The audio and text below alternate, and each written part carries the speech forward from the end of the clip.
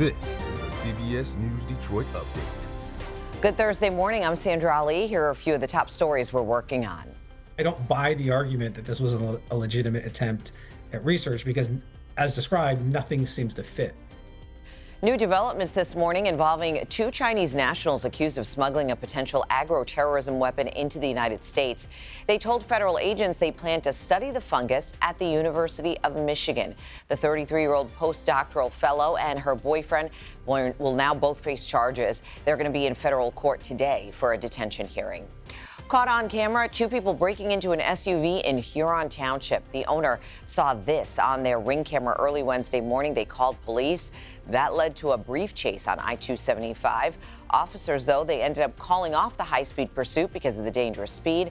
Police say be on the lookout for a black 2022 Chevy Equinox. We will not allow people to enter our country who wish to do us harm, and nothing will stop us from keeping America safe. President Trump signs a proclamation to ban travel from 12 countries into the United States. That list includes Yemen, Myanmar, Afghanistan, Somalia, and Haiti. The proclamation also partially restricts people from several other nations from entering the country. The Trump administration says the move was made because of rising national security risks. And hurry up and wait in the rain. Take a look at this. Folks all lined up outside of a Best Buy store in Southfield. This is late last night. The new Nintendo Switch 2 gaming device was released at midnight. Really excited because we just beat a video game, and it's my first video game I ever beat in, so I'm super excited.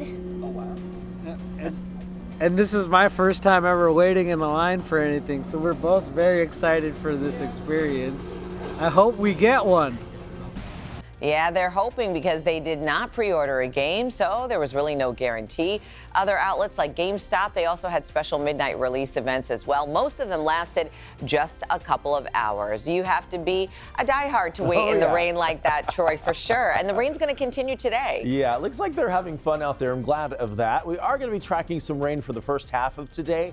By the afternoon, though, we see most of that starting to taper off. So if you do have late afternoon plans, things looking a little better, but cooler today, nowhere near those 80s. We're only warming to a high of 70 with mostly cloudy skies. So we will see a few of those showers this morning, and then they begin to taper off as we go through the afternoon. There's 2 p.m. on Next Weather Futurecast, still seeing the cloud cover, but not as much of those showers, just a minimal chance at that point. And then by 5 p.m. a sprinkle or two could linger, but we're not going to see much rain in the coming days as we start to dry out this afternoon. We have a front stalled to our south. That will be a focal point for a couple of showers tomorrow, but nothing like we've seen over the past few hours. So that's the good news. There are your temperatures for highs today, going to 71 in Lapeer, 70 in Pontiac, 68 today in Monroe, and 70 for Detroit. So not nearly as warm as we've seen over the past couple of days. 74 for tomorrow with that minimal chance for a few showers because of that boundary to our south.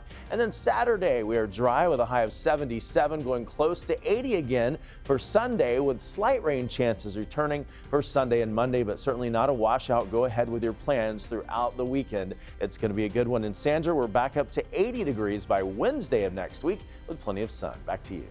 Oh, that sounds good. Thank you, Troy. That's a look at your headlines. We'll be back later today covering stories that matter to you on air and streaming on the CBS News app and Pluto TV.